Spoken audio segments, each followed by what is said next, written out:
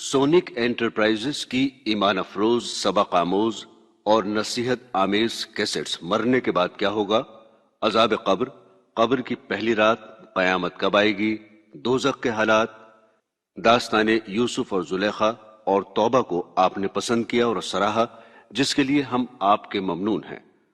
अब हम आपकी खिदमत में पेश करते हैं दुनिया के मालो दौलत की हकीकत पर मबनी ये कैसेट, दुनिया से दिल न लगाओ। बिस्मिल्लाहिर्रहमानिर्रहीम। बुजुर्गान मोहतरम और ब्रादरान अजीज, आज एक बहुत बड़ी गलतफहमी अच्छे खासे पढ़े लिखे लोगों में भी कसरत के साथ पाई जाती है। गलतफहमी यह है कि अगर कोई शख्स आज की इस दुनिया में दीन के मुताबिक जिंदगी गुजारना चाहे और इस्लाम के अहकाम पर अमल करते हुए अपनी जिंदगी बसर करना चाहे तो उसे दुनिया छोड़नी होगी।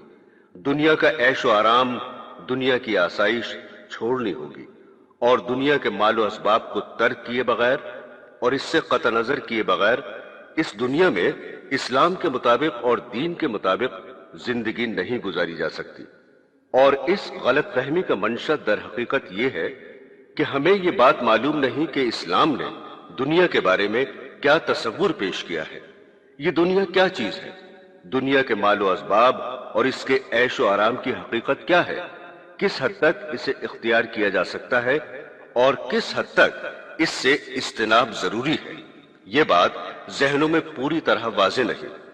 जहनों में थोड़ी सी उलझन इसलिए भी पैदा होती है कि ये जुमले कसरत से कानों में पड़ते रहते हैं कि कुरान और हदीस में दुनिया की मजम्मत की गई है। एक रवायत में है कि नबी करीम सल्लल्लाहु अलैहि वसल्लम ने फरमाया कि दुनिया एक मुर्दार जानवर की तरह है और इसके पीछे लगने वाले कुत्तों की तरह है। इस हदीस को अगरचे बाज उलमा ने लफ्जन मौजू कहा है, लेकिन एक मकूले के एतबार से इसको सही तस्लीम किया गया है। इसी तरह कुरान करीम में फरमाया गया, ये दुनिया की जिंदगी धोखे का सामान है।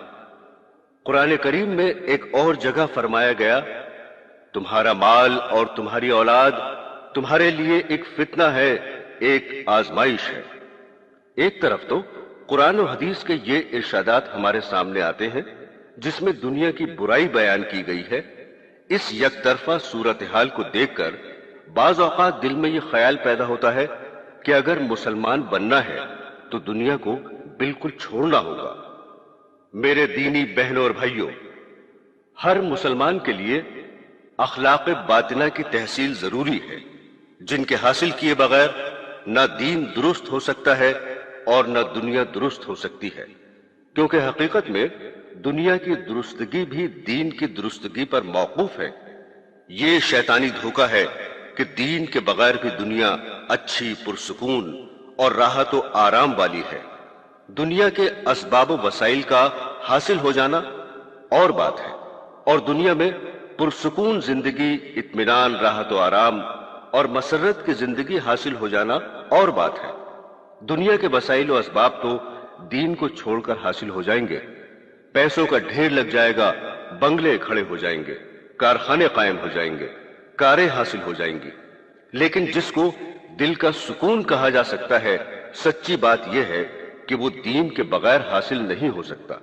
और इसी वजह से दुनिया की हकीकी राहत भी उन्हीं अल्लाह वालों को हासिल होती है जो अपनी जिंदगी को अल्लाह जल्ले शानहू के अहकाम के ताबे बनाते हैं।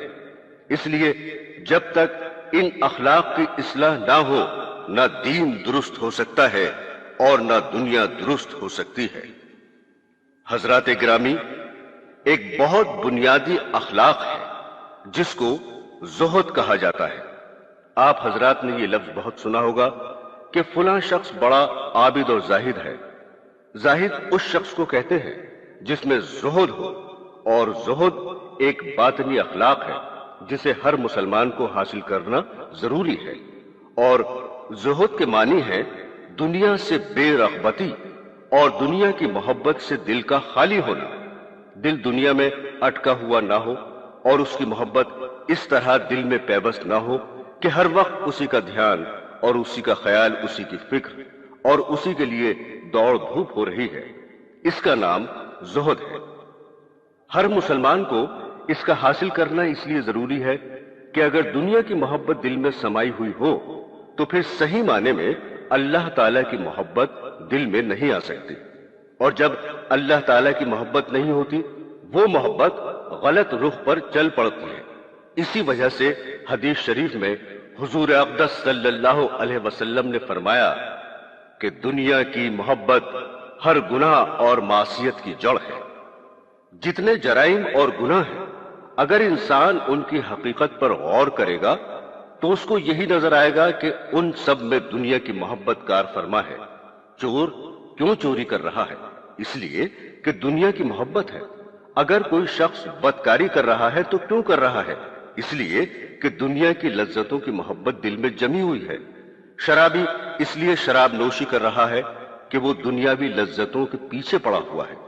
किसी भी गुनाह को ले लीजिए, उसके पीछे दुनिया की मोहब्बत कार फरमा नजर आएगी, और जब दुनिया की मोहब्बत दिल में समाई हुई है तो फिर अल्लाह की मोहब्बत कैसे दाखिल हो सकती है? बिरादरान इस्लाम, ये दिल अल्लाह तबारक व तआला ने ऐसा बनाया है कि इसमें हकीकी मोहब्बत तो सिर्फ एक ही की समा सकती है। जरूरत के वक्त ताल्लुकात तो बहुत से लोगों से कायम हो जाएंगे, लेकिन हकीकी मोहब्बत एक ही की समा सकती है। जब एक की मोहब्बत आ गई तो फिर दूसरे की मोहब्बत इस दर्जे में नहीं आ सकेगी। इस वास्ते हुजूर अक़दस सल्लल्लाहु अलैहि वसल्लम ने हजरत सिद्दीक़ अकबर रज़ी अल्लाह ताला अन्हु के बारे में फरमाया कि अगर मैं इस दुनिया में किसी को अपना महबूब बनाता तो अबू बकर रज़ी अल्लाह ताला अन्हु को बनाता। हुजूर सल्लल्लाहु अलैहि वसल्लम को हजरत सिद्दीक़ अकबर रज़ी अल्लाह ताला अन्हु से इस दर्जा ताल्लुक था कि दुनिया में ऐसा ताल्लुक किसी और से नहीं हुआ। लेकिन इसके बावजूद आपने ये नहीं फरमाया कि मैं उनको अपना महबूब बनाता हूं, बल्कि ये फरमाया कि अगर मैं किसी को अपना महबूब बनाता तो उनको बनाता, लेकिन मेरे महबूब हकीकी तो अल्लाह ताला है, और जब वो महबूब बन गए तो दूसरे के साथ हकीकी मोहब्बत के लिए दिल में जगह न रही। अलबत्ता ताल्लुकात दूसरों से हो सकते हैं और वो होते भी हैं, मसलन बीवी से ताल्लुक, बच्चों से ताल्लुक, माँ से ताल्लुक, बाप से ताल्लुक, भाई से ताल्लुक, बहन से ताल्लुक, मगर ये ताल्लुकात उस मोहब्बत के ताबे होते हैं जो अल्लाह ताला की हकीकी मोहब्बत दिल में होती है। लिहाजा दिल में हकीकी मोहब्बत या तो अल्लाह ताला की होगी या दुनिया की होगी। दोनों मोहब्बतें एक साथ जमा नहीं हो सकती। इसी वजह से मौलाना रूमी रहमतुल्लाह अलैह फरमाते हैं कि दुनिया की मोहब्बत भी दिल में समाई हुई हो और अल्लाह ताला की मोहब्बत भी समाई हो, ये दोनों बातें नहीं हो सकती, इसलिए कि ये सिर्फ ख्याल है और मुहाल है और जुनून है। इस वास्ते अगर दिल में दुनिया की मोहब्बत समा गई तो फिर अल्लाह की मोहब्बत नहीं आएगी। जब अल्लाह की मोहब्बत नहीं होगी तो फिर दीन के जितने काम हैं वो सब मोहब्बत के बगैर बेरूह हैं, बेहकीकत है। उनके अदा करने में परेशानी, दुश्वारी और मशक्कत होगी, और सही माने में वो दीन के काम अंजाम नहीं पा सकेंगे, बल्कि कदम कदम पर आदमी ठोकरें खाएगा। इसलिए कहा गया है कि इंसान दिल में दुनिया की मोहब्बत को जगह न दे। इसी का नाम ज़ुहद है, और ज़ुहद को हासिल करना जरूरी है। लेकिन हजरात, ये बात भी अच्छी तरह समझ लीजिए कि ये बड़ा नाजुक मसला है कि दुनिया के बगैर गुजारा भी नहीं है। दुनिया के अंदर भी रहना है। जब भूख लगती है तो खाने की जरूरत पेश आती है, प्यास लगती है तो पानी की जरूरत पेश आती है, सर छुपाने और रहने के लिए घर की भी जरूरत है, कस्बे माश की भी जरूरत है। लेकिन अब सवाल यह है कि जब ये सब काम भी इंसान के साथ लगे हुए हैं तो फिर ये कैसे हो सकता है कि इंसान दुनिया के अंदर भी रहे और दुनिया की जरूरियात भी पूरी करे, लेकिन इसके साथ साथ दिल में दुनिया ना आए, दिल में दुनिया से बेरगबती पाई जाए। इन दोनों को एक साथ जमा होना मुश्किल नजर आता है। यही वो काम है हजरत अंबिया अलैहिस्सलाम और उनके वारिसीन आकर सिखाते हैं कि किस तरह तुम दुनिया में रहो और दुनिया की मोहब्बत को दिल में जगह न दो। एक हकीकी मुसलमान دنیا کے اندر بھی رہے گا، دنیا والوں سے تعلق بھی قائم کرے گا، حقوق بھی ادا کرے گا، لیکن اس کے ساتھ ساتھ اس کی محبت سے بھی پرہیز کرے گا۔ حضرات گرامی، مولانا رومی رحمت اللہ علیہ نے ایک بڑی پیاری مثال دی ہے۔ فرماتے ہیں کہ دنیا کے بغیر انسان کا گزارا بھی نہیں ہے، اس لیے کہ اس دنیا میں زندہ رہنے کے لیے بے شمار ضرورتیں انسان کے ساتھ لگی ہوئی ہیں، اور انسان کی مثال کشتی جیسی ہے اور دنیا کی مثال پانی جیسی ہے، جیسے پانی کے بغیر کشتی نہیں چل سکتی۔ اس لیے کہ اگر کوئی شخص خشکی پر کشتی چلانا چاہے تو نہیں چلے گی۔ اسی طرح انسان کو زندہ رہنے کے لیے دنیا ضروری ہے۔ انسان کو زندہ رہنے کے لیے پیسہ چاہیے، کھانا چاہیے، پانی چاہیے، مکان چاہیے، کپڑا چاہیے، اور ان سب چیزوں کی اس کو ضرورت ہے، اور یہ سب چیزیں دنیا ہے۔ لیکن جس طرح پانی کشتی کے لیے اس وقت تک فائدہ مند ہے جب تک وہ پانی کشتی کے نیچے ہے اور اس کے دائیں طرف اور بائیں طرف ہے، اس کے آگے اور پیچھے ہے، وہ پانی اس کشتی کو چلائے گا۔ لیکن اگر وہ پانی دائیں بائیں کے بجائے کشتی کے اندر داخل ہو گیا تو وہ کشتی کو ڈبو دے گا، تباہ کر دے گا۔ اسی طرح دنیا کا یہ اسباب اور دنیا کا یہ سارا ساز و سامان جب تک تمہارے چاروں طرف ہے تو پھر کوئی ڈر نہیں ہے، اس لیے کہ یہ ساز و سامان تمہاری زندگی کی کشتی کو چلائے گا۔ لیکن جس دن دنیا کا یہ ساز و سامان تمہارے ارد گرد سے ہٹ کر تمہارے دل کی کشتی میں داخل ہو گیا، اس دن تمہیں ڈبو دے گا۔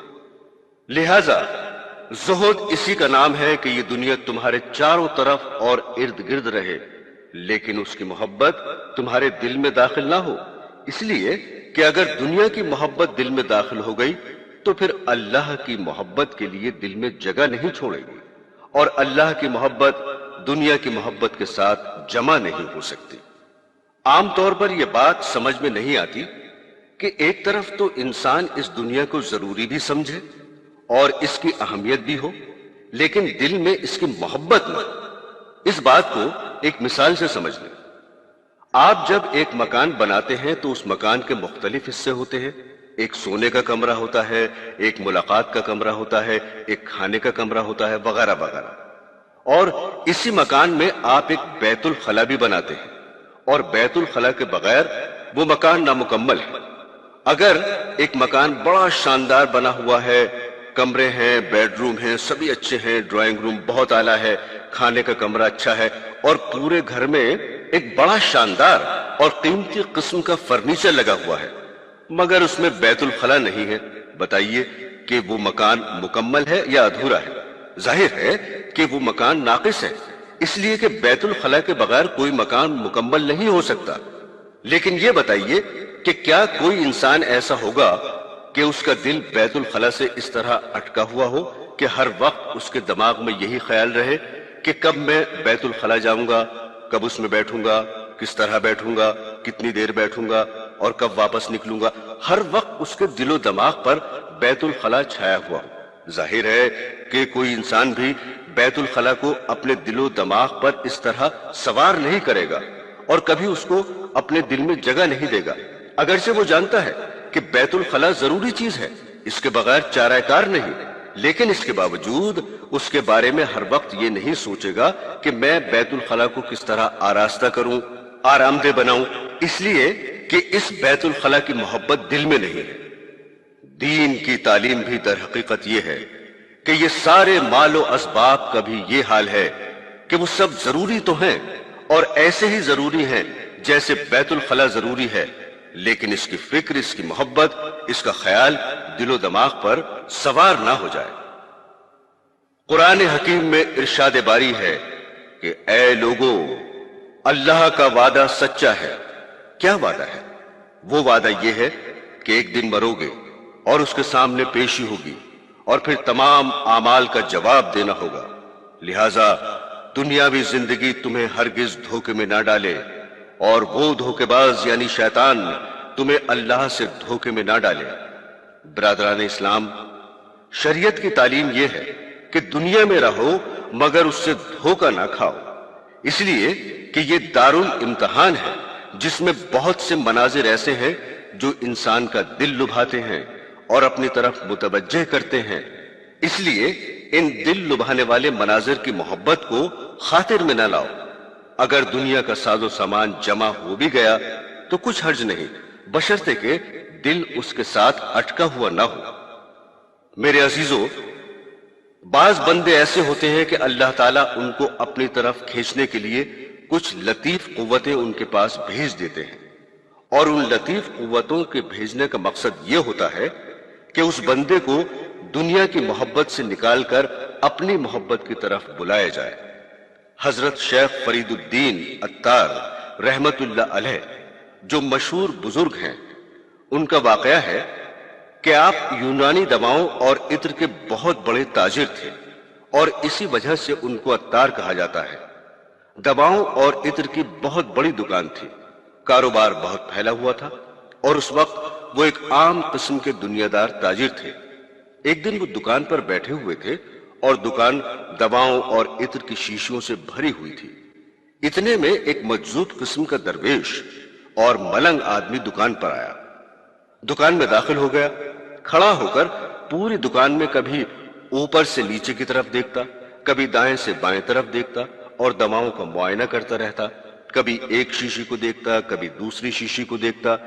جب کافی دیر اس طرح دیکھتے ہوئے گزر گئی تو شیخ فرید الدین نے اس سے پوچھا، تم کیا دیکھ رہے ہو؟ کیا چیز تلاش کر رہے ہو؟ اس درویش نے جواب دیا کہ بس ویسے ہی شیشیاں دیکھ رہا ہوں۔ شیخ فرید الدین نے پوچھا کہ تمہیں کچھ خریدنا بھی ہے؟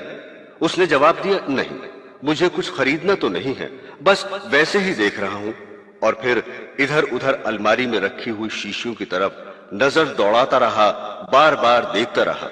پھر شیخ فرید الدین نے پوچھا کہ بھائی آخر تم کیا دیکھ رہے ہو؟ اس درویش نے کہا کہ میں اصل میں یہ دیکھ رہا ہوں، جب آپ مریں گے تو آپ کی جان کیسے نکلے گی، اس لیے کہ آپ نے یہاں اتنی ساری شیشیاں رکھی ہوئی ہیں۔ جب آپ مرنے لگیں گے اور آپ کی روح نکلے گی تو اس وقت آپ کی روح کبھی ایک شیشی میں داخل ہو جائے گی، کبھی دوسری شیشی میں داخل ہو جائے گی، اور اس کو باہر نکلنے کا راستہ کیسے ملے گا؟ اب ظاہر ہے کہ شیخ فرید الدین عطار اس وقت چونکہ ایک دنیا دار تاجر تھے، یہ باتیں سن کر انہیں غصہ آ گیا اور اس سے کہا کہ تو میری جان کی فکر کر رہا ہے؟ تیری جان کیسے نکلے گی؟ جیسے تیری جان نکلے گی ویسے میری جان نکلے گی۔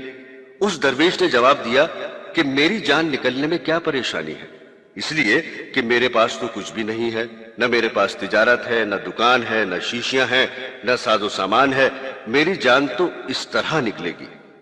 بس اتنا کہہ کر وہ درویش دکان کے باہر نیچے زمین پر لیٹ گیا اور کلمہ شہادت اشہد ان لا الہ الا اللہ واشہد ان محمد رسول اللہ کہا اور روح پرواز کر گئی۔ بس یہ واقعہ دیکھنا تھا کہ حضرت شیخ فرید الدین عطار رحمت اللہ علیہ کے دل پر ایک چوٹ لگی کہ واقعتاً میں تو دن رات اس دنیا کے کاروبار میں منہمک ہوں اور اسی میں لگا ہوا ہوں، اللہ تبارک و تعالیٰ کی طرف دھیان نہیں ہے، اور یہ ایک اللہ کا بندہ سبک سیر طریقے پر اللہ تعالیٰ کی بارگاہ میں چلا گیا۔ بہرحال یہ اللہ تعالیٰ کی طرف سے ایک لطیفہ غیبی تھا جو ان کی ہدایت کا سبب بن گیا۔ بس اسی دن اپنا سب کاروبار چھوڑ کر دوسروں کے حوالے کیا، اللہ تعالیٰ نے ہدایت دی اور اسی راستے پر لگ کر اتنے بڑے شیخ بن گئے کہ دنیا کی ہدایت کا سامان بن گئے۔ برادران اسلام، شیخ ابراہیم بن ادہم رحمت اللہ علیہ ایک علاقے کے بادشاہ تھے۔ رات کو دیکھا کہ ان کے محل کی چھت پر ایک آدمی ٹہل رہا ہے۔ یہ سمجھے کہ شاید یہ کوئی چور ہے اور چوری کی نیت سے یہاں آیا ہے۔ پکڑ کر اس سے پوچھا کہ تم اس وقت یہاں کہاں سے آ گئے، کیا کر رہے ہو؟ وہ شخص کہنے لگا کہ اصل میں میرا ایک اونٹ گم ہو گیا ہے، اونٹ تلاش کر رہا ہوں۔ حضرت ابراہیم بن ادہم نے فرمایا کہ تمہارا دماغ صحیح ہے، اونٹ کہاں اور محل کی چھت کہاں؟ اگر تیرا اونٹ گم ہو گیا ہے تو پھر جنگل میں جا کر تلاش کر، یہاں محل کی چھت پر اونٹ تلاش کرنا بڑی حماقت ہے، تم احمق انسان ہو۔ اس آدمی نے کہا کہ اگر اس محل کی چھت پر اونٹ نہیں مل سکتا تو پھر اس محل میں خدا بھی نہیں مل سکتا۔ اگر میں احمق ہوں تو تم مجھ سے زیادہ احمق ہو، اس لیے کہ اس محل میں رہ کر خدا کو تلاش کرنا اس سے بڑی حماقت ہے۔ بس اس کا یہ کہنا تھا کہ دل پر ایک چوٹ لگی اور سب بادشاہت وغیرہ چھوڑ کر روانہ ہو گئے۔ لیکن عزیزو، ہم جیسے لوگوں کے لیے اس واقعے سے یہ سبق لینا تو درست نہیں ہے کہ جس طرح وہ سب کچھ چھوڑ چھاڑ کر اللہ تعالیٰ کے دین کے لیے نکل پڑے، ہم بھی ان کی طرح نکل جائیں۔ ہم جیسے کم ظرف لوگوں کے لیے یہ طریقہ اختیار کرنا مناسب نہیں۔ لیکن اس واقعے سے جو بات سبق لینے کی ہے وہ یہ کہ اگر انسان کا دل دنیا کے ساز و سامان، دنیا کے راحت و آرام میں اٹکا ہوا ہو اور صبح سے شام تک دنیا حاصل کرنے کی دوڑ دھوپ میں لگا ہو، ایسے دل میں اللہ تعالیٰ کی محبت نہیں آتی۔ البتہ جب اللہ تعالیٰ کی محبت دل میں آ جاتی ہے تو دنیا کا یہ ساز و سامان انسان کے پاس ضرور ہوتا ہے، لیکن دل اس کے ساتھ اٹکا ہوا نہیں ہوتا۔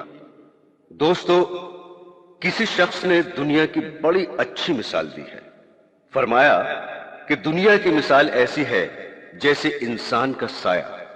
اگر کوئی شخص چاہے کہ میں اپنے سائے کا تعاقب کروں اور اس کو پکڑ لوں تو نتیجہ یہ ہوگا وہ اپنے سائے کے پیچھے جتنا دوڑے گا وہ سایہ اور آگے دوڑتا چلا جائے گا، کبھی اس کو پکڑ نہیں سکے گا۔ لیکن اگر انسان اپنے سائے سے منہ موڑ کر اس کی مخالف سمت میں دوڑنا شروع کر دے تو پھر سایہ اس کے پیچھے پیچھے آئے گا۔ اللہ تعالیٰ نے دنیا کو بھی ایسا ہی بنایا ہے کہ اگر دنیا کے طالب بن کر اور اس کی محبت دل میں لے کر اس کے پیچھے بھاگو گے تو وہ دنیا تم سے آگے آگے بھاگے گی، تم کبھی اس کو پکڑ نہیں سکو گے۔ لیکن جس دن ایک مرتبہ تم نے اس کی طلب سے منہ موڑ لیا تو پھر دیکھو گے کہ اللہ تعالیٰ اس کو کس طرح ذلیل کر کے لاتے ہیں۔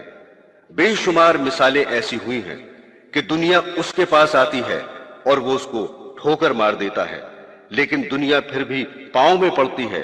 اس لیے ایک مرتبہ سچے دل سے اس دنیا کی طلب سے منہ موڑنا ضروری ہے، اور یہ بات دنیا کی حقیقت سمجھنے سے حاصل ہوتی ہے، اور دنیا کی حقیقت حضور اقدس صلی اللہ علیہ وسلم نے احادیث میں بیان فرما دی ہے۔ حضرت عمر بن عوف انصاری رضی اللہ تعالی عنہ فرماتے ہیں کہ حضور اقدس صلی اللہ علیہ وسلم نے حضرت عبیدہ بن جراح رضی اللہ تعالی عنہ کو بحرین کا گورنر بنا کر بھیجا اور ان کو یہ کام بھی سپرد کیا کہ وہاں کے کفار اور مشرکین پر جو جزیہ اور ٹیکس واجب ہے وہ ان سے وصول کر کے لایا کرے۔ چنانچہ ایک مرتبہ یہ بحرین سے ٹیکس اور جزیہ کا مال لے کر مدینہ طیبہ حاضر ہوئے۔ وہ مال نقدی کی شکل میں بھی ہوتا تھا، کپڑے کی شکل میں بھی ہوتا تھا۔ حضور صلی اللہ علیہ وسلم کا معمول یہ تھا کہ وہ جزیے کا مال صحابہ کرام کے درمیان تقسیم فرما دیا کرتے تھے۔ چنانچہ جب کچھ انصاری صحابہ کو پتا چلا کہ حضرت عبیدہ بحرین سے مال لائے ہیں تو وہ انصاری صحابہ فجر کی نماز میں مسجد نبوی میں حاضر ہو گئے۔ حضور صلی اللہ علیہ وسلم فجر کی نماز سے فارغ ہو کر واپس گھر کی طرف تشریف لے جانے لگے تو وہ انصاری صحابہ حضور اقدس صلی اللہ علیہ وسلم کے سامنے آ گئے اور زبان سے کچھ نہیں کہا۔ سامنے آنے کا مقصد یہ تھا کہ جو مال بحرین سے آیا ہوا ہے وہ ہمارے درمیان تقسیم فرما دے۔ یہ وہ زمانہ تھا جس میں صحابہ اکرام تنگ دستی کی انتہا کو پہنچے ہوئے تھے۔ کئی وقتوں کے فاقے گزرتے تھے، پہننے کو کپڑا موجود نہیں تھا، انتہائی تنگی کا زمانہ تھا۔ جب حضور اقدس صلی اللہ علیہ وسلم نے ان صحابہ کو دیکھا کہ اس طرح سامنے آ گئے ہیں تو آپ نے تبسم فرمایا اور سمجھ گئے کہ یہ حضرات اس مال کی تقسیم کا مطالبہ کر رہے ہیں۔ پھر آپ صلی اللہ علیہ وسلم نے ان سے فرمایا کہ میرے خیال میں تم کو یہ معلوم ہو گیا کہ عبیدہ بحرین سے کچھ سامان لے کر آئے ہیں۔ انہوں نے جواب دیا، جی ہاں یا رسول اللہ۔ حضور صلی اللہ علیہ وسلم نے پہلے تو ان سے یہ فرمایا کہ خوشخبری سن لو کہ تمہیں خوش کرنے والی چیز ملنے والی ہے، وہ مال تمہیں مل جائے گا۔ لیکن آپ صلی اللہ علیہ وسلم نے یہ محسوس فرمایا کہ صحابہ کرام کا اس طرح آنا اور اپنے آپ کو اس کام کے لیے پیش کرنا اور اس بات کا انتظار کرنا کہ یہ مال ہمیں ملنے والا ہے، یہ عمل کہیں ان کے دل میں دنیا کی محبت نہ پیدا کر دے، اس لیے آپ نے ان کو خوشخبری سنانے کے بعد فوراً فرمایا، خدا کی قسم مجھے تمہارے اوپر فقر و فاقے کا اندیشہ نہیں ہے، یعنی اس بات کا اندیشہ نہیں ہے کہ تمہارے اوپر فقر و فاقہ گزرے گا اور تم تنگ عیشی کے اندر مبتلا ہو جاؤ گے اور مشقت اور پریشانی ہوگی، اس لیے کہ اب تو ایسا زمانہ آنے والا ہے کہ انشاءاللہ مسلمانوں میں کشادگی اور فراخی ہو جائے گی۔ حقیقت یہ ہے کہ امت کے حصے کا سارا فقر و فاقہ خود حضور اقدس صلی اللہ علیہ وسلم جھیل گئے۔ چنانچہ حضرت عائشہ رضی اللہ تعالی عنہا فرماتی ہیں کہ 3 مہینے تک ہمارے گھر میں آگ نہیں جلتی تھی اور اس وقت ہمارا کھانا صرف 2 چیزوں پر مشتمل ہوتا تھا، ایک کھجور اور ایک پانی، اور سرکار دو عالم صلی اللہ علیہ وسلم نے کبھی 2 وقت پیٹ بھر کر روٹی تناول نہیں فرمائی۔ گندم تو میسر ہی نہیں تھی، جو کی روٹی کا یہ حال تھا، لہذا فقر و فاقہ تو خود سرکار دو عالم صلی اللہ علیہ وسلم جھیل گئے۔ حضرت عائشہ رضی اللہ تعالی عنہ فرماتی ہیں کہ اس زمانے میں ہمارا یہ حال تھا کہ ایک مرتبہ ہمارے گھر میں چھینٹ کا کپڑا کہیں سے تحفے میں آ گیا۔ یہ ایک خاص قسم کا نقش و نگار والا سوتی کپڑا تھا اور کوئی بہت زیادہ قیمتی کپڑا نہیں تھا، لیکن پورے مدینہ منورہ میں جب بھی کسی کی شادی ہوتی اور کسی عورت کو دلہن بنایا جاتا تو اس وقت میرے پاس یہ فرمائش آتی کہ وہ چھینٹ کا کپڑا ہمیں دے دیں تاکہ ہم اپنی دلہن کو پہنائیں۔ چنانچہ شادیوں کے موقع پر وہ کپڑا دلہنوں کو پہنایا جاتا تھا۔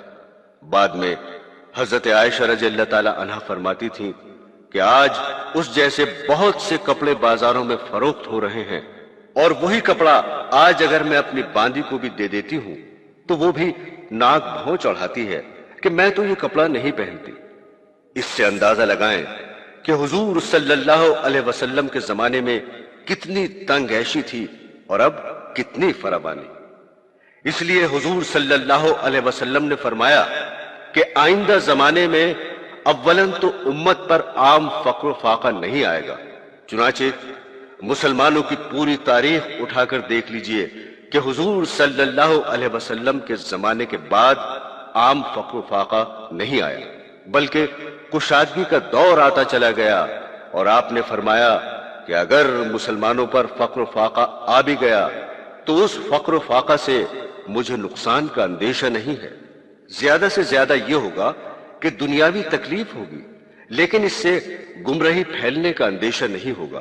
البتہ اندیشہ اس بات کا ہے کہ تمہارے اوپر دنیا اس طرح پھیلا دی جائے گی جس طرح پچھلی امتوں پر پھیلا دی گئی، اور تمہارے چاروں طرف دنیا کے ساز و سامان اور مال و دولت کے انبار لگے ہوں گے، اور اس وقت تم ایک دوسرے سے ریس کرو گے اور ایک دوسرے سے آگے بڑھ جانے کی کوشش کرو گے، اور یہ سوچو گے کہ فلاں شخص کا جیسا بنگلہ ہے ویسا بھی میرا بنگلہ ہو، فلاں شخص کی جیسی کار ہے میرے پاس بھی ویسی ہی ہو جائے، فلاں شخص کے جیسے کپڑے ہیں میرے بھی ویسے ہو جائیں، بلکہ اس سے آگے بڑھنے کی خواہش ہوگی، جس کا نتیجہ یہ ہوگا کہ دنیا تمہیں اس طرح ہلاک کر دے گی جس طرح پچھلی امتوں کو ہلاک کر دیا گیا۔ حضرات گرامی، ایک اور روایت میں آتا ہے کہ ایک مرتبہ حضور اقدس صلی اللہ علیہ وسلم تشریف فرما تھے کہ آپ نے صحابہ کرام سے فرمایا، اس وقت تمہارا کیا حال ہوگا جب تمہارے نیچے قالین بچھے ہوں گے؟ صحابہ کرام کو حضور صلی اللہ علیہ وسلم کی اس بات پر بہت تعجب ہوا کہ قالین تو بہت دور کی بات ہے، ہمیں تو بیٹھنے کے لیے کھجور کے پتوں کی چٹائی بھی میسر نہیں ہے، ننگے فرش پر سونا پڑتا ہے، لہذا قالین کہاں اور ہم کہاں؟ چنانچہ حضور صلی اللہ علیہ وسلم سے سوال کیا کہ یا رسول اللہ، قالین ہمارے پاس کہاں سے آئیں گے؟ حضور صلی اللہ علیہ وسلم نے جواب میں فرمایا، اگرچہ آج تو تمہارے پاس قالین نہیں ہے، لیکن وہ وقت آنے والا ہے جب تمہارے پاس قالین ہوں گے۔ اس لیے حضور اقدس صلی اللہ علیہ وسلم نے فرمایا کہ مجھے تم پر فقر کا اندیشہ نہیں ہے، لیکن مجھے اس وقت کا ڈر ہے جب دنیاوی ساز و سامان کی ریل پیل ہوگی اور تمہارے چاروں طرف دنیا پھیلی ہوئی ہوگی، اس وقت تم کہیں اللہ تعالیٰ کو فراموش نہ کر دو اور اس وقت تم پر کہیں دنیا غالب نہ آ جائے۔ میرے دینی بہنوں اور بھائیوں، حدیث شریف میں ہے کہ ایک مرتبہ حضور اقدس صلی اللہ علیہ وسلم کے پاس شام سے ریشمی کپڑا آ گیا۔ ایسا کپڑا صحابہ کرام نے اس سے پہلے کبھی نہیں دیکھا تھا، اس لیے صحابہ کرام اٹھ اٹھ کر ہاتھ لگا کر اس کو دیکھنے لگے۔ حضور اقدس صلی اللہ علیہ وسلم نے جب یہ دیکھا کہ صحابہ کرام اس کپڑے کو اس طرح دیکھ رہے ہیں تو آپ نے فوراً ارشاد فرمایا کہ تمہیں بہت پسند آ رہا ہے؟ ارے سعد بن معاذ رضی اللہ تعالی عنہ کو اللہ تعالیٰ نے جنت میں جو رومال عطا فرمائے ہیں وہ اس کپڑے سے کہیں زیادہ بہتر ہیں۔ گویا کہ آپ نے فوراً دنیا سے صحابہ کرام کی توجہ ہٹا کر آخرت کی طرف متوجہ فرمایا۔ کہیں ایسا نہ ہو کہ دنیا کی محبت تمہیں دھوکے میں ڈال دے اور تم آخرت کی نعمتوں سے غافل ہو جاؤ۔ قدم قدم پر حضور اقدس صلی اللہ علیہ وسلم نے صحابہ کی گھٹی میں یہ بات ڈال دی کہ یہ دنیا بے حقیقت ہے، یہ دنیا ناپائیدار ہے، اس دنیا کی لذتیں، اس کی نعمتیں سب فانی ہیں اور یہ دنیا دل لگانے کی چیز نہیں۔ برادران اسلام، ایک حدیث میں حضور اقدس صلی اللہ علیہ وسلم نے فرمایا کہ اگر اس دنیا کی حقیقت اللہ تبارک و تعالیٰ کے نزدیک مچھر کے ایک پر کے برابر بھی ہوتی تو کسی کافر کو دنیا سے پانی کا ایک گھونٹ بھی نہ دیا جاتا، لیکن تم دیکھ رہے ہو کہ دنیا کی دولت کافروں کو خوب مل رہی ہے اور وہ خوب مزے اڑا رہے ہیں، باوجود کہ وہ لوگ اللہ تعالیٰ کی نافرمانی کر رہے ہیں، اللہ تعالیٰ کے خلاف بغاوت کر رہے ہیں، مگر پھر بھی دنیا ان کو ملی ہوئی ہے، اس لیے کہ یہ دنیا اللہ تعالیٰ کے نزدیک بے حقیقت ہے۔ پوری دنیا کی حیثیت مچھر کے ایک پر کے برابر بھی نہیں ہے۔ اگر اس کی حیثیت مچھر کے پر کے برابر بھی ہوتی تو کافروں کو ایک گھونٹ پانی بھی نہ دیا جاتا۔ ایک مرتبہ حضور اقدس صلی اللہ علیہ وسلم صحابہ کرام کے ساتھ ایک راستے سے گزر رہے تھے۔ راستے میں آپ نے دیکھا کہ ایک بکری کا مرا ہوا کان کٹا بچہ پڑا ہوا ہے اور اس کی بدبو پھیل رہی ہے۔ آپ نے بکری کے اس مردہ بچے کی طرف اشارہ کرتے ہوئے صحابہ کرام سے پوچھا کہ تم میں سے کون شخص اس مردہ بچے کو 1 درہم میں خریدے گا؟ صحابہ کرام نے فرمایا کہ یا رسول اللہ، یہ بچہ اگر زندہ بھی ہوتا تب بھی کوئی شخص اس کو 1 درہم میں لینے کے لیے تیار نہ ہوتا، اس لیے کہ یہ عیب دار بچہ ہے اور اب تو یہ مردہ ہے، اس لاش کو لے کر ہم کیا کریں گے؟ اس کے بعد آپ نے فرمایا کہ یہ ساری دنیا اور اس کے مال و دولت اللہ تعالیٰ کے نزدیک اس سے زیادہ بے حقیقت اور بے حیثیت جتنا بکری کا یہ مردہ بچہ تمہارے نزدیک بے حقیقت ہے۔ حضور اقدس صلی اللہ علیہ وسلم نے یہ بات صحابہ کرام کے دلوں میں بٹھا دی کہ دنیا سے دل مت لگاؤ، دنیا کی طرف رغبت کا اظہار مت کرو، ضرورت کے وقت دنیا کو استعمال ضرور کرو لیکن محبت نہ کرو۔ یہی وجہ ہے کہ جب دنیا صحابہ کرام کے دل سے نکل گئی تو پھر اللہ تعالیٰ نے ساری دنیا کو ان کا غلام بنا دیا۔ کسرا ان کے قدموں میں آ کر ڈھیر ہوا، قیصر ان کے قدموں میں آ کر ڈھیر ہوا اور انہوں نے ان کے مال و دولت کی طرف نظر اٹھا کر نہیں دیکھی۔ حضرت عمر رضی اللہ تعالی عنہ کے زمانے میں حضرت عبیدہ بن جراح رضی اللہ تعالی عنہ کو شام کا گورنر بنا دیا گیا، اس لیے کہ شام کا اکثر علاقہ انہوں نے ہی فتح کیا تھا۔ شام کا صوبہ بڑا زرخیز تھا، مال و دولت کی ریل پیل تھی۔ حضرت عمر رضی اللہ تعالی عنہ مدینہ منورہ میں بیٹھ کر سارے عالم اسلام کی کمان کر رہے تھے۔ چنانچہ وہ ایک مرتبہ معائنے کے لیے شام کے دورے پر تشریف لائے۔ شام کے دورے کے دوران ایک مرتبہ حضرت عمر رضی اللہ تعالی عنہ نے فرمایا کہ اے ابو عبیدہ، میرا دل چاہتا ہے کہ میں اپنے بھائی کا گھر دیکھوں جہاں تم رہتے ہو۔ حضرت عمر رضی اللہ تعالی عنہ کے ذہن میں یہ تھا کہ ابو عبیدہ اتنے بڑے صوبے کے گورنر بن گئے ہیں اور یہاں مال و دولت کی ریل پیل ہے، اس لیے ان کا گھر دیکھنا چاہیے کہ انہوں نے کیا کچھ جمع کیا ہے۔ حضرت ابو عبیدہ رضی اللہ تعالی عنہ نے جواب دیا کہ امیر المومنین، آپ میرے گھر کو دیکھ کر کیا کریں گے؟ اس لیے کہ جب آپ میرے گھر کو دیکھیں گے تو آنکھیں نچوڑنے کے سوا کچھ حاصل نہ ہوگا۔ حضرت عمر فاروق رضی اللہ تعالی عنہ نے اصرار فرمایا کہ میں دیکھنا چاہتا ہوں۔ چنانچہ حضرت ابو عبیدہ امیر المومنین کو لے کر چلے۔ شہر کے اندر سے گزر رہے تھے، جاتے جاتے جب شہر کی آبادی ختم ہو گئی تو حضرت عمر رضی اللہ تعالی عنہ نے پوچھا، کہاں لے جا رہے ہو؟ حضرت ابو عبیدہ نے جواب دیا کہ بس اب تو قریب ہے۔ چنانچہ پورا دمشق شہر جو دنیا کے مال و اسباب سے جگمگ کر رہا تھا گزر گیا، تو آخر میں لے جا کر کھجور کے پتوں سے بنا ہوا ایک جھونپڑا دکھایا اور فرمایا، امیر المومنین، میں اس میں رہتا ہوں۔ جب حضرت فاروق اعظم رضی اللہ تعالی عنہ اندر داخل ہوئے تو چاروں طرف نظریں گھما کر دیکھا تو وہاں سوائے ایک مصلح کے کوئی چیز نظر نہیں آئی۔ حضرت فاروق اعظم رضی اللہ تعالی عنہ نے پوچھا کہ اے ابو عبیدہ، تم اس میں رہتے ہو؟ یہاں تو کوئی ساز و سامان، کوئی برتن، کوئی کھانے پینے اور سونے کا انتظام کچھ بھی نہیں ہے، تم یہاں کیسے رہتے ہو؟ انہوں نے جواب دیا، امیر المومنین، الحمدللہ میری ضرورت کے سارے سامان میسر ہیں۔ یہ مصلی ہے، اس پر نماز پڑھ لیتا ہوں اور رات کو اس پر سو جاتا ہوں۔ اور پھر اپنا ہاتھ اوپر چھپر کی طرف بڑھایا اور وہاں سے ایک پیالہ نکالا جو نظر نہیں آ رہا تھا، اور وہ پیالہ نکال کر دکھایا کہ امیر المومنین، یہ برتن ہے۔ حضرت فاروق اعظم رضی اللہ تعالی عنہ نے جب اس برتن کو دیکھا تو اس میں پانی بھرا ہوا تھا اور سوکھی روٹی کے ٹکڑے بھیگے ہوئے تھے۔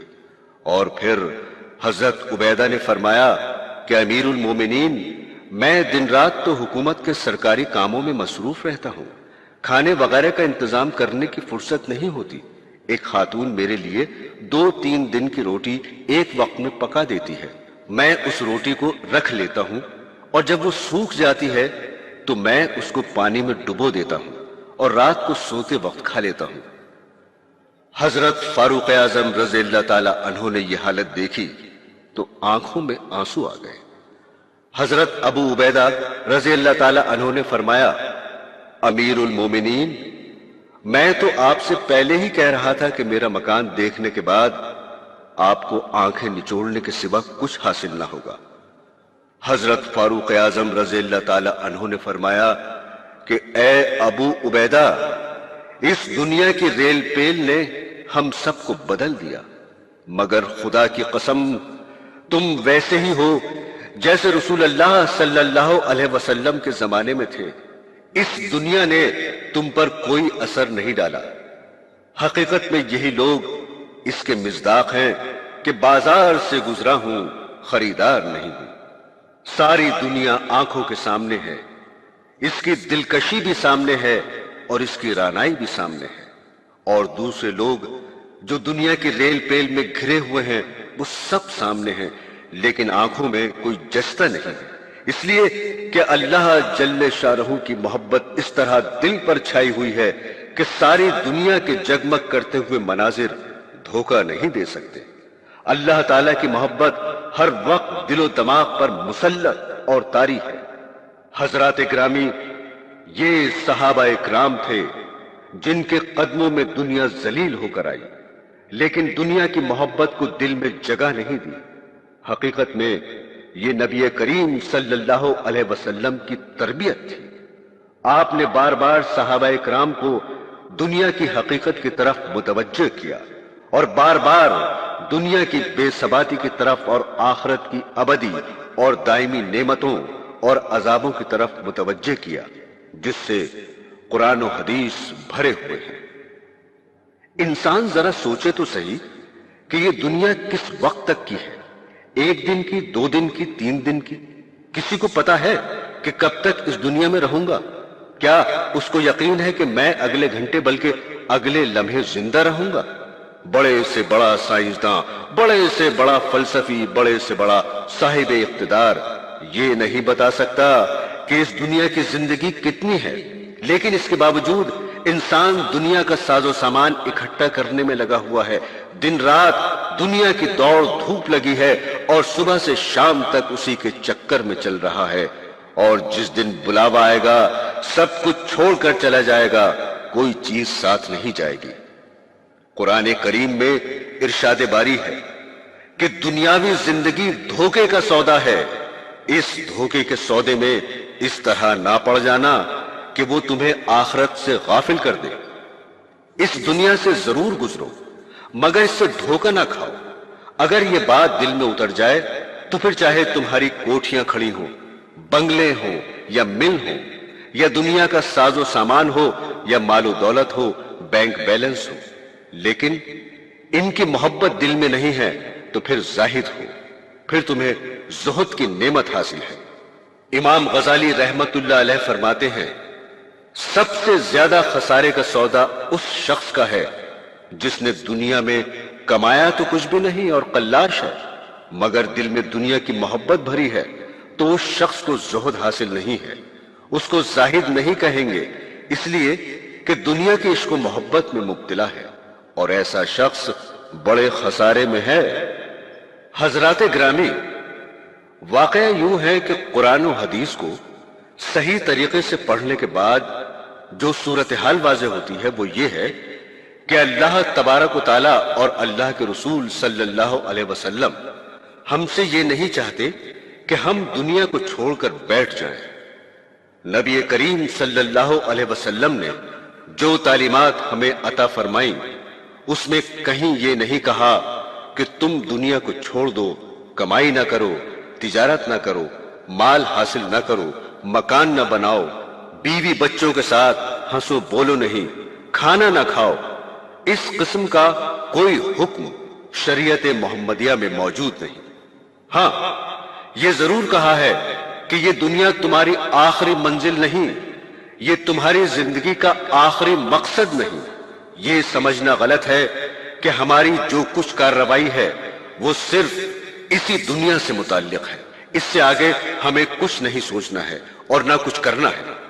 बल्कि ये कहा गया है कि ये दुनिया दर हकीकत इसलिए है ताकि तुम इसमें रहकर अपनी आने वाली अबदी जिंदगी यानी आखिरत की जिंदगी के लिए कुछ तैयारी कर लो, और आखिरत को फरामोश किए बगैर इस दुनिया को इस तरह इस्तेमाल करो कि इसमें तुम्हारी दुनियावी जरूरियात भी पूरी हो और साथ साथ आखिरत की जो जिंदगी आने वाली है उसकी भलाई भी तुम्हारे पेश नजर हो। बहनों और भाइयों, ये तो एक खुली हुई हकीकत है कि जिससे कोई बद से बदतर काफिर भी इनकार नहीं कर सकता कि हर इंसान को एक दिन मरना है, मौत आनी है। ये वो हकीकत है जिससे आज तक कोई शख्स इनकार नहीं कर सका। यहां तक कि लोगों ने खुदा का इनकार कर दिया, लेकिन मौत का मुनकिर आज तक कोई पैदा नहीं हुआ। किसी ने यह नहीं कहा कि मुझे मौत नहीं आएगी, मैं हमेशा जिंदा रहूंगा।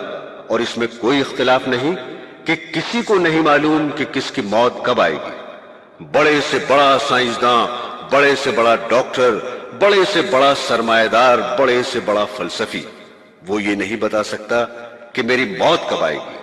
और दूसरी बात ये कि मरने के बाद क्या होता है। आज तक कोई साइंस, फलसफा, कोई ऐसा इल्म इजाद नहीं हुआ जो इंसान को बराह रास्त ये बता सके कि मरने के बाद क्या हालात पेश आते हैं। आज मगरिब की दुनिया ये तो तस्लीम कर रही है कि कुछ ऐसे अंदाजे मालूम होते हैं कि मरने के बाद भी कोई जिंदगी है। इस नतीजे तक वो पहुंच रही है, लेकिन इसके हालात क्या हैं, इसमें इंसान का क्या हश्र बनेगा, इसकी तफसीलात दुनिया की कोई साइंस नहीं बता सकी। जब ये बात तय है कि मरना है, हो सकता है कि कल ही मर जाएं, और ये भी तय है कि मरने के बाद आने वाली जिंदगी के हालात का बराह रास्त मुझे इल्म नहीं। हाँ, एक कलेमा ला इलाहा इल्लल्लाह मुहम्मदुर रसूलुल्लाह पर ईमान लाया हूं, और मोहम्मद रसूलुल्लाह के मानी ये हैं कि मोहम्मद सल्लल्लाहु अलैहि वसल्लम वही के जरिए जो भी खबर लेकर आए हैं वो सच्ची बात है, उसमें झूठ का कोई इम्कान नहीं। और मोहम्मद सल्लल्लाहु अलैहि वसल्लम ने फरमाया कि तुम्हारी असल जिंदगी वो है जो मरने के बाद शुरू होने वाली है, और ये मौजूदा जिंदगी एक हद पर जाकर खत्म हो जाएगी, और वो जिंदगी कभी खत्म होने वाली नहीं बल्कि अबदी है, लामुतनाही है, हमेशा हमेशा के लिए है। तो इस्लाम का पैगाम यह है कि दुनिया में जरूर रहो और दुनियावी चीजों से जरूर फायदा उठाओ, दुनिया से लुत्फ अंदोज भी हो, लेकिन साथ साथ इस दुनिया को आखिरी मिशन और आखिरी मंजिल न समझो। हजरात ग्रामी, जैसा कि पहले बयान हो चुका है, मौलाना रूमी रहमतुल्लाह अलैह ने दुनिया के बारे में एक खूबसूरत मिसाल दी है, और सच्ची बात यह है कि अगर ये बात जहन में हो तो दुनिया के बारे में कभी गलतफहमी पैदा ना हो। वो फरमाते हैं, दुनिया की मिसाल पानी जैसी है और इंसान की मिसाल कश्ती जैसी है। अगर एक कश्ती पानी के बगैर चलाना आप चाहें तो वो कश्ती नहीं चल सकती। कोई कश्ती ऐसी नहीं है जो पानी के बगैर चल सकती हो। पानी कश्ती के लिए नागुजीर है। इसी तरह इंसान दुनिया के मालो असबाब के बगैर और खाए कमाए बगैर जिंदा नहीं रह सकता। लेकिन आगे फरमाते हैं कि ये पानी उस वक्त तक कश्ती के लिए फायदेमंद है जब तक वो कश्ती के इर्द गिर्द और नीचे हो। अगर ये पानी कश्ती के अंदर घुस आए तो वो कश्ती के लिए फायदेमंद होने के बजाय कश्ती को डुबो देगा।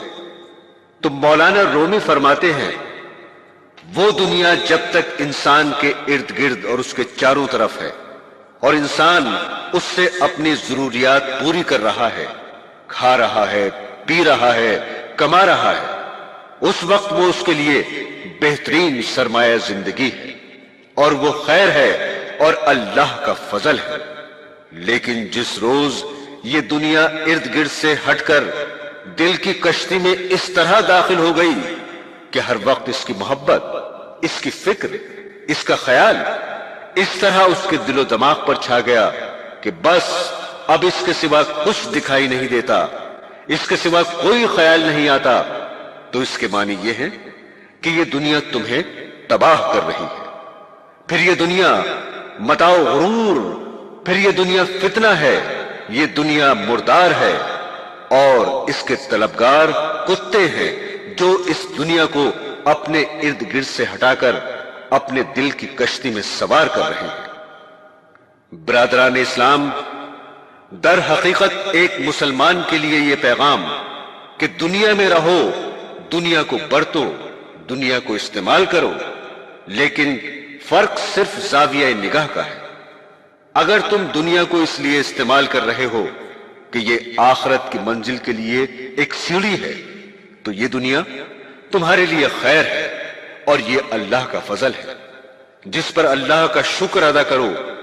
और अगर दुनिया को इस नियत से इस्तेमाल कर रहे हो कि ये दुनिया तुम्हारी आखिरी मंजिल है और बस इसकी भलाई भलाई है और इसकी अच्छाई अच्छाई है और इससे आगे कोई चीज नहीं, तो फिर ये दुनिया तुम्हारे लिए हलाकत का सामान है। ये दोनों बातें अपनी जगह सही हैं कि ये दुनिया मुर्दार है, जबकि इसकी मोहब्बत और उसका ख्याल दिलो दिमाग पर इस तरह छा जाए कि सुबह से लेकर शाम तक दुनिया के सिवा कोई ख्याल ना आए। लेकिन अगर इस दुनिया को अल्लाह ताला के लिए इस्तेमाल कर रहे हो तो फिर ये दुनिया भी इंसान के लिए दुनिया नहीं रहती बल्कि दीन बन जाती है और अजर व सवाब का जरिया बन जाती है। अब जरा सुनिए दुनिया को कैसे दीन बनाया जाता है। इसका तरीका कुरान करीम ने उस आयत में बयान फरमाया है जिसमें कारून का जिक्र है। कारून हजरत मूसा अलैहिस्सलाम के जमाने में बहुत बड़ा सरमायादार था। कुरान करीम ने फरमाया कि उसके इतने खजाने थे कि उस जमाने में दौलत खजानों में रखी जाती थी और बड़े मोटे भारी किस्म के ताले हुआ करते थे और चाबियां भी बहुत लंबी लंबी होती थी। اس کے خزانوں کی چابیاں اٹھانے کے لیے پوری جماعت درکار ہوتی تھی. ایک آدمی اس کے خزانوں کی چابیاں نہیں اٹھا سکتا تھا. اتنا بڑا سرمایہ دار تھا قارون. اللہ تعالی کی طرف سے اس کو جو نصیحت اور پیغام دیا گیا تھا وہ اس آیت میں بیان کیا گیا ہے. اس نصیحت میں قارون سے یہ نہیں کہا گیا کہ تم اپنے ان سارے خزانوں سے دستبردار ہو جاؤ یا اپنا مال دولت آگ میں پھینک دو، بلکہ اس کو یہ نصیحت کی گئی کہ اللہ تعالیٰ نے تمہیں جو کچھ مال و دولت، روپیہ پیسہ، عزت، شہرت، مکان، سواریاں، نوکر چاکر، جو کچھ بھی دیا ہے اس سے اپنے آخرت کے گھر کی بھلائی طلب کرو، اس سے اپنی آخرت بناؤ. یہ جو فرمایا کہ جو کچھ اللہ نے تم کو دیا ہے اس سے اس بات کی طرف اشارہ کر دیا کہ ایک انسان خواہ کتنا ماہر ہو، کتنا ذہین ہو، کتنا ہی تجربہ کار کیوں نہ ہو، لیکن جو کچھ وہ کماتا ہے وہ اللہ کی عطا ہے. لیکن قارون کہتا تھا کہ میرے پاس جو علم، جو ذہانت اور تجربہ ہے اس کی بدولت مجھے ساری دولت حاصل ہوئی ہے. اللہ تعالیٰ نے اس کے جواب میں ارشاد فرمایا کہ جو کچھ تمہیں دیا گیا وہ اللہ کی عطا ہے. اس دنیا میں کتنے لوگ ایسے ہیں جو بڑے ذہین ہیں مگر بازار میں جوتیاں چٹ کھاتے پھرتے ہیں اور کوئی پوچھنے والا نہیں ہوتا. اللہ تعالیٰ نے اس آیت میں اس بات کی طرف اشارہ فرما دیا کہ ایک تو اس بات کا استحصار کرو کہ جو کچھ مال ہے، خواہ وہ روپیہ پیسے کی شکل میں ہو، سامان تجارت کی شکل میں ہو، مکان کی شکل میں ہو، یہ سب اللہ کی عطا ہے. اب سوال یہ پیدا ہوتا ہے کہ جو کچھ ہمارے پاس مال ہے وہ سارا کا سارا صدقہ کر دیں، اس لیے کہ بعض لوگوں کا یہ خیال ہے کہ مال کو آخرت کے لیے استعمال کرنے کے معنی صرف یہ ہے کہ جو کچھ بھی مال ہے وہ صدقہ کر دیا جائے. لیکن قرآن کریم نے اگلے جملے میں اس کی تردید کرتے ہوئے فرمایا کہ دنیا میں جتنا حصہ تمہیں ملنا ہے اور جو تمہارا حق ہے اس کو مت بھولو اور اس سے دستبردار مت ہو جاؤ، بلکہ اس کو اپنے پاس رکھو. لیکن اس مال کے ساتھ یہ معاملہ کرو کہ جس طرح اللہ تبارک و تعالیٰ نے تمہارے ساتھ احسان کیا کہ تم کو یہ مال عطا فرما دیا، اسی طرح تم بھی دوسروں کے ساتھ احسان کرو، دوسروں کے ساتھ حسن سلوک کرو.